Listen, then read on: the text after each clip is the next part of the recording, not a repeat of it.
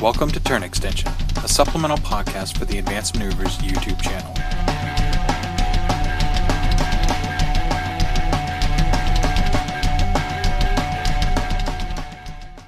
Hey everybody, welcome to another episode of Turn Extension. My name is Tony, or Polar Bear Cub on the forums.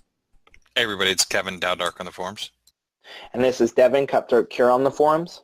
Alright, so today we are going to talk about the brand new Warcaster that came out. So all of our favorite journeyman Warcasters from the Kickstarter that started all came out to become full-fledged Warcasters.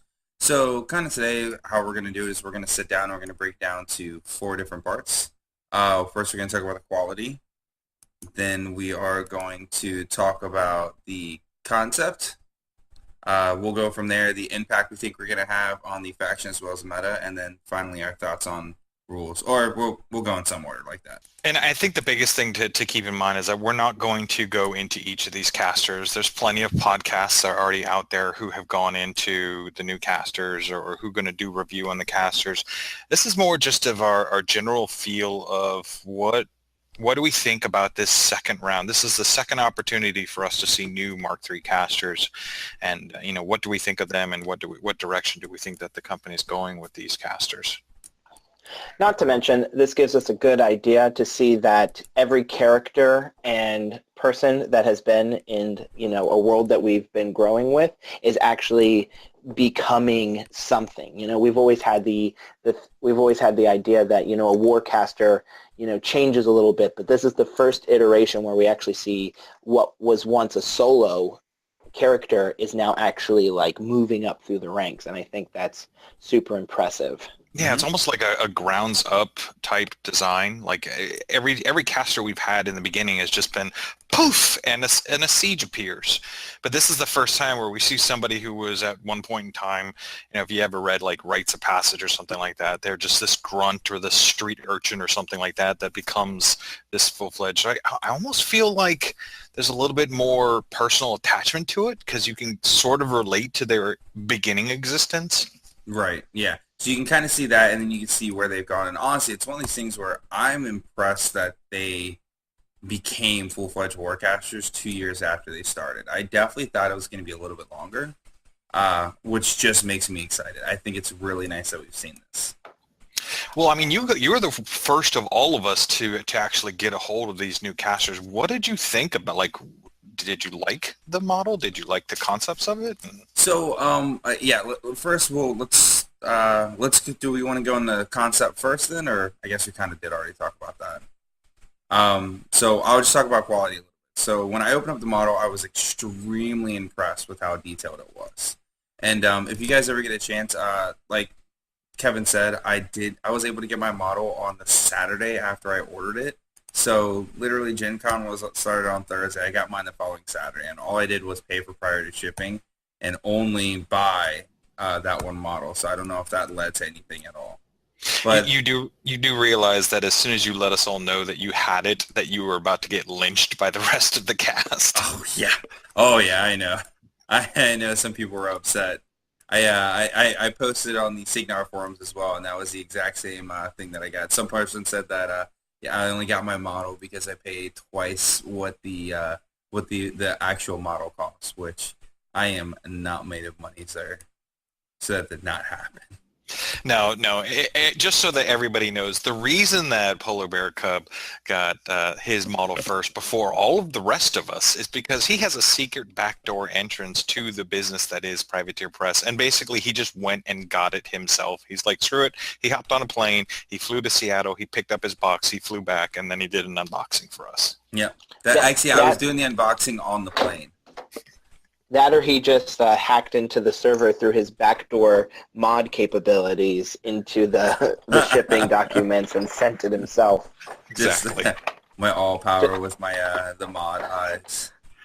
By the way, people, if you ever get an answer that you don't like on the forums, it's Polar Bear Cub's fault. Yep. That's true. Yep. Yeah, I actually officially got my my mod title as of 2 days ago. So I was a trainee, and now I am officially a mod. So when you get upset, you just get mad at me.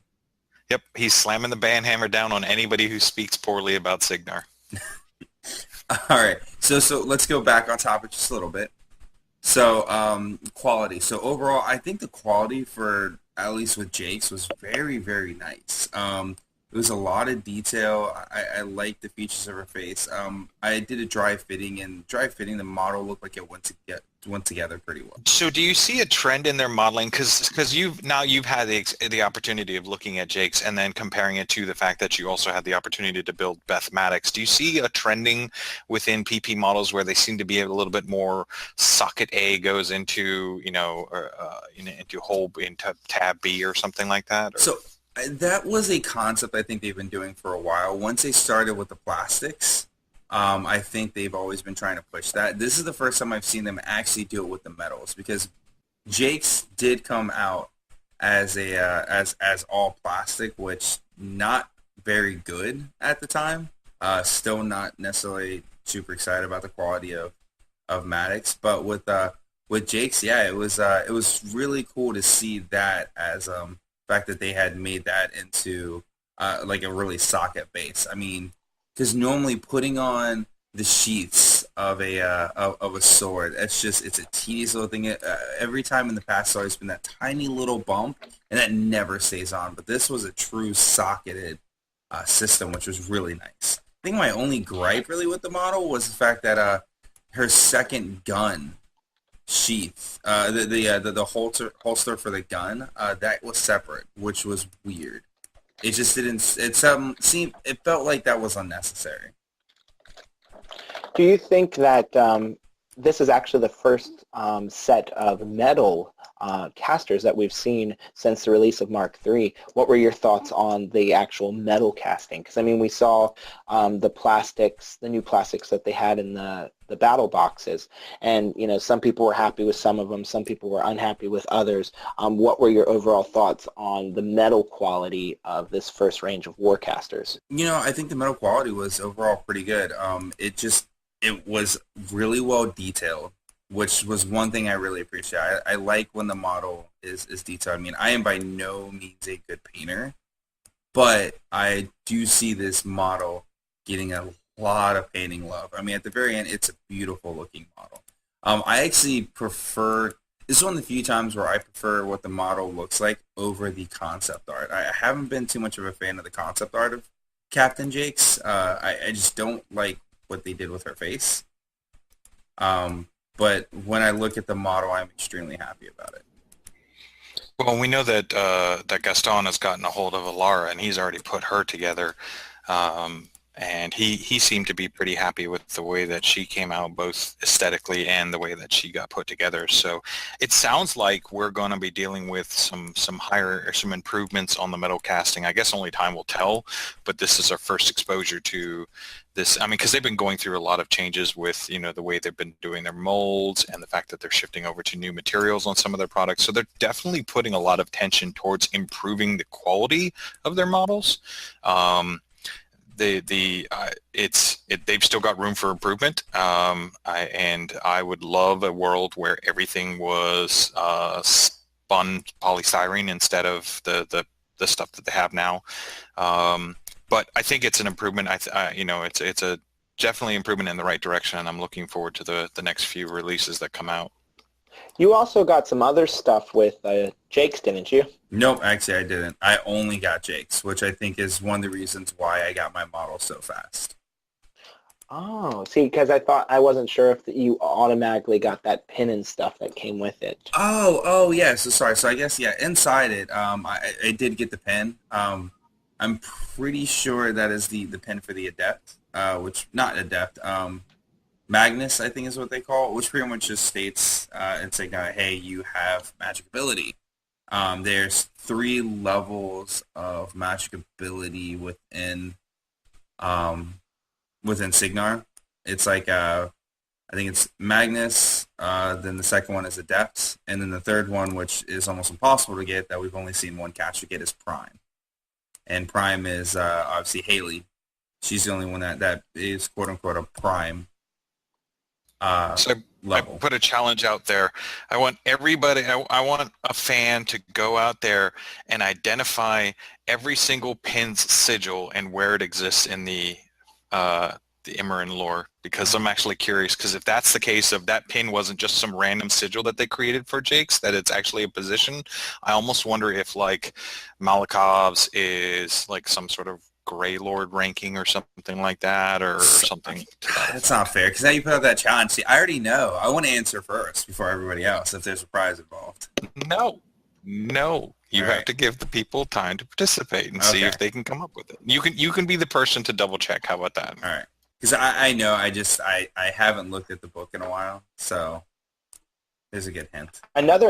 Another interesting thing I found out about the casters actually is that this is one of the first times that this was actually considered a general release. So any caster that was released, any of the Journeyman Warcasters are actually now available in standard play in any tournament. And that was one of the first times they had done that, because they were available both online and... So actually, technically, I this is the thought they had third. done that. This is the third time. Yeah, I was gonna say I thought they'd done it for when they released the Butcher 3 box, and then when they released the Legion box, because those were general releases online as well. Yep, you're right. So actually, this is the fourth time then. So it's been Butcher 3, that box, and then also with she just came out back with Lock and Load. Colby.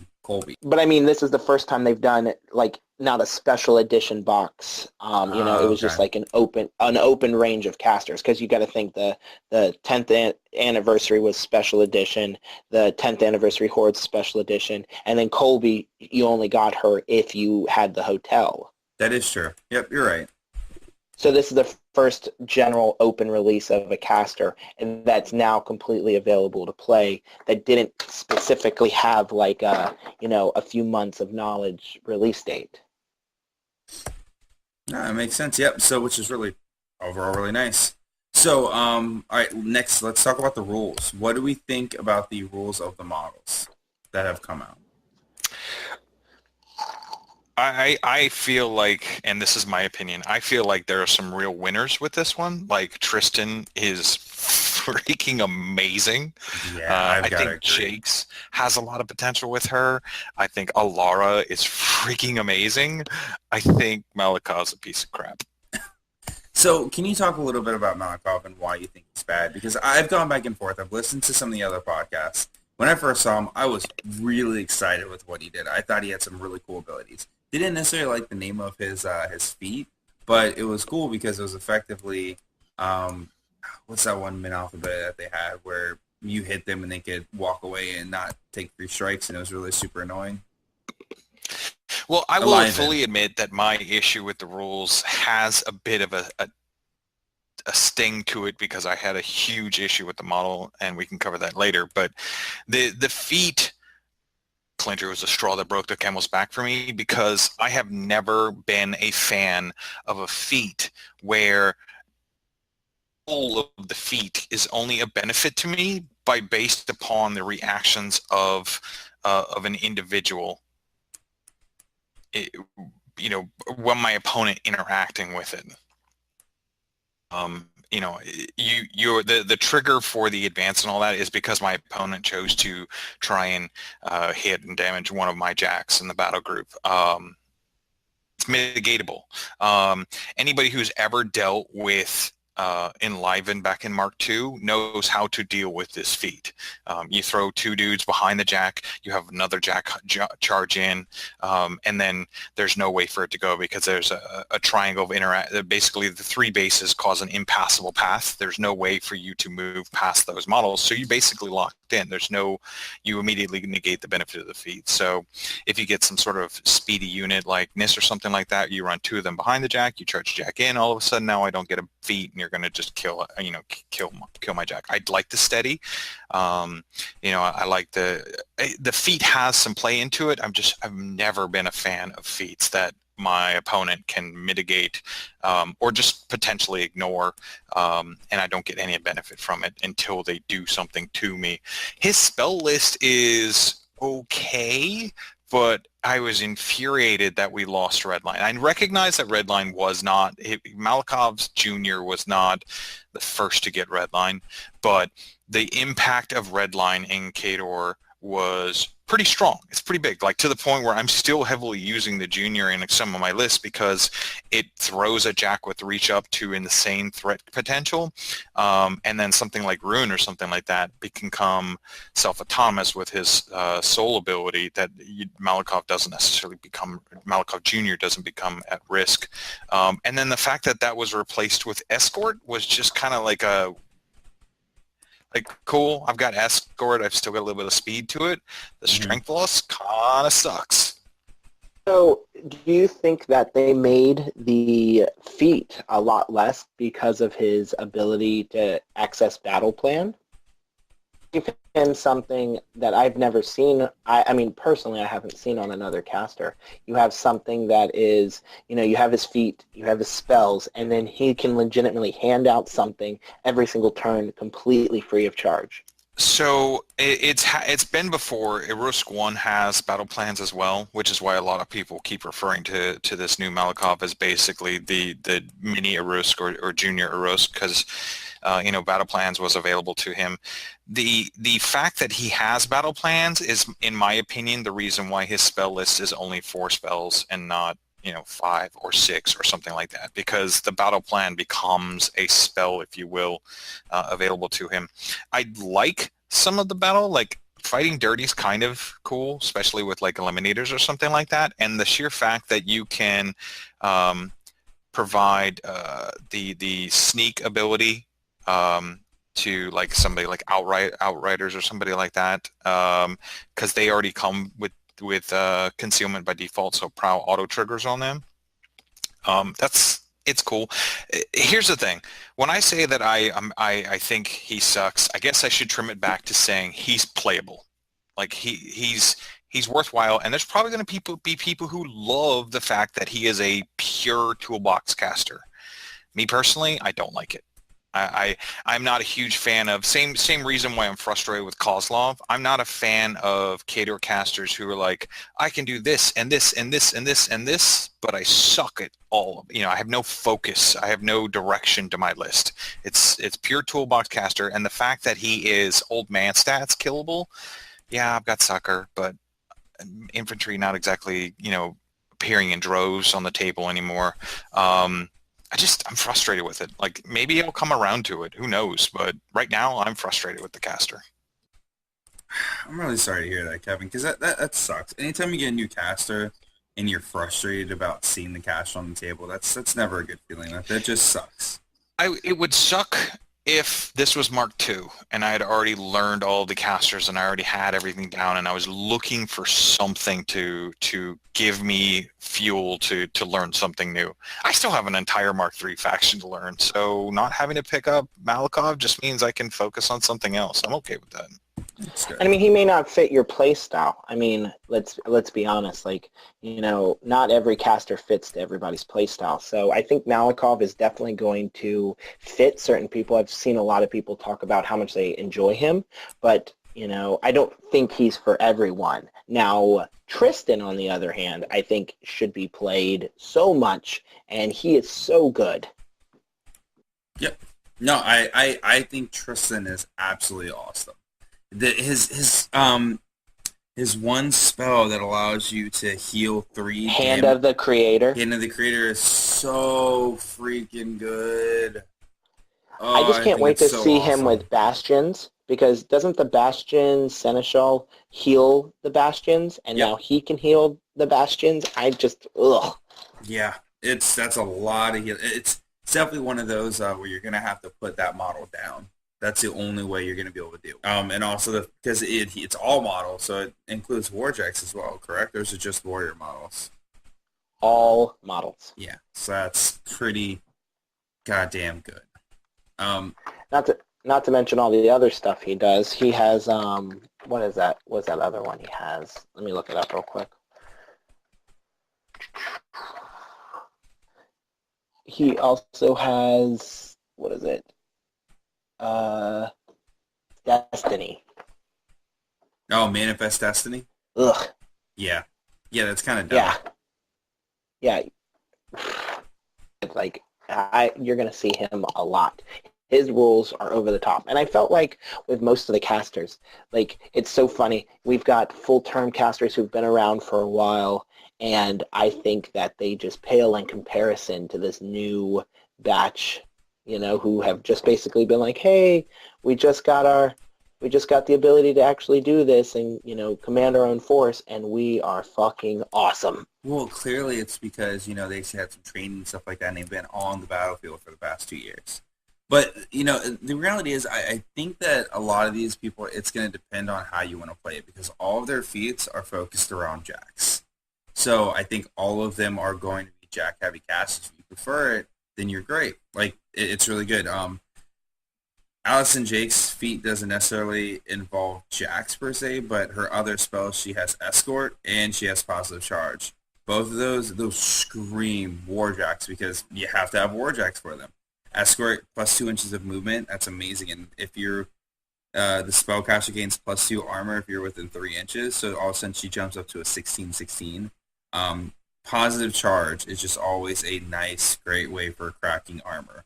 And the fact with her feat that she gains immunity to electricity, Electro Leap, and parry, and everyone's melee range goes up the range too. Best thing about having immunity to electricity is because of Mark III with the new rules, when an Electro Leap bounces off, it ignores any model with immunity to electricity. So you're not accidentally bouncing it off onto your electrical immune models anymore. It goes right towards the end. Another one that I think that a lot of people haven't really mentioned too much, because I know a lot of play has gone to it. A lot of people have talked about Alara and Jake's and Tristan, but Iacos, I think he is really good. I think he's one of the first Crix casters that I've seen that doesn't depend on debuffs. He's got Carnage, which I know from Madrak 1 is a fantastic spell that makes sure that things hit. So he fixes and makes sure that people hit, and also his ability to give everything +3 speed and assault. You're gonna see the jacks with the harpoons, running, assaulting, pulling something in, and then beating them. I couldn't agree with you more, and I think this is just a reflection of Crix players having to adapt to Mark III taking a little longer because so much of their faction has changed, but I could easily see Iacos playing, appearing in tournament lists. It's just a matter of we got to give the Crix players times to figure out where their world is now. All right, so finally, let's talk about the impact. We kind of talked about it a little bit, but how do we see the impact of the overall faction and impact within the meta? I think the overall faction-wise, they all of them, even Malikov, will have an impact on their factions. They provided something. Each of them provided something that I don't necessarily feel like the faction had in spades. They give the options that weren't necessarily in play. I don't necessarily think that any of them are the grab the top tier casters that people are going to be grabbing for. So I don't necessarily feel like it's going to be a case of I'm always seeing. Well, actually, Tristan I might always see, but it's not going to be a case of you're playing Crix. Clearly, you have an Iacos in your rotation, or you're playing Signar. Clearly, you're going to have grown-up Jakes in your 2-list pairing. I don't think any of them are that over the top. So I think overall, I think they did a good job on these. They gave them strength, they gave them benefit, and I think people really should look at them as potential playlists. I think it's crazy that one of the biggest goals that they were talking about before when they started Mark III is that they were trying to get away from that, where you just saw the same casters over and over and over and over again, and it just became very stagnant. And with this first, official release of casters that weren't in the battle box, we're seeing that. We're seeing casters that you can see plenty of options for, and you can see where you would want to take them and you want to use them, but it's not like you need to, it's not like this is the end-all be-all of casters, unless you're talking about Tristan. Yeah, it's true. Yeah, when it comes to Tristan, it's kind of, he's just really good. He is going to be so terrifying. I will admit to, even though Menoth is tainted ground for me because my brother plays Menoth and I don't play things that my brother plays, Tristan it really, really, like, I was like, maybe I could play Menoth. That might be it. That was a fun conversation between you and Solus, too. So let's go into our overall thoughts in general. Like, what do we think of the overall release when it comes to this? Go first, Kevin. Sorry. No, after you. So overall, I'm at the end of the day, I'm really excited about it. I think it's nice that we just got our new Battle Box casters, and 2 months later on, we get these casters as well, which I think is really great. I'm really happy with it. None of them, I think, except for possibly Tristan, are going to be huge meta changers, but I think it is going to change enough where it's nice to see us get stuff like this. I like the release. I think that they did a good release on these, and I'm assuming that these are the casters that we will see in the upcoming Warmachine book, that these will be the ones. The only one, obviously, that didn't go is Gaston. I'm kind of curious why that happened. Like, why Gaston? Why Mercs didn't get any love on their caster? In case it's a scenario of their next book's caster is the ever-rumored epic Ashlyn instead of Gaston, and Gaston comes later or something like that. I'm not sure what happened there, but I think that they did a relatively good job on this. Not to hop on my Malakoff thing again, what the hell is up with that Malakoff sculpt? Like, who stands like that? Who holds their, none of that sculpt makes sense to me, to the point where I've actually been looking at the junior, because the junior has a pistol and a sword as well, but he has it in more of a kind of standing position than necessarily an action pose. So I've been contemplating about grabbing the junior's arms and throwing them on the new sculpt whenever I decide to break down and pick it up, just to give him more of an attention style, as opposed to this weird amalgamation of at attention and charging into the battle in the same second. All right, Devin? One thing I did want to cover, I do think when we were talking about things changing the meta up, I want to say that I believe that Iacos is going to change the meta. And I don't believe it's going to, as in you're going to see him everywhere, but people are going to have to plan for an all-new type of Crix list in general. Like we already saw a decline in people playing Crix in general, and now you have basically, you're not expecting how Crix is going to play now. And then here we see a caster that's going to benefit a completely different list with, aspects that people aren't going to see. I think once we see him start hitting the table, some of the lists that we might see, people aren't going to expect, and it's going to, I think, at least for a brief time, affect the meta pretty heavily. All right, guys. That is it for us. We actually stayed in time today. It's exciting. Oh, well, I have a 2-hour diatribe I need to do then. Okay, cool. That sounds exciting. Let me wrap this up. I promise recording will still go on, and you just do your thing. All right. So, from everyone at Advanced Maneuvers, I want to thank you guys for listening to an episode of Turn Extension, and have a great day. Night, everybody. See you, dudes.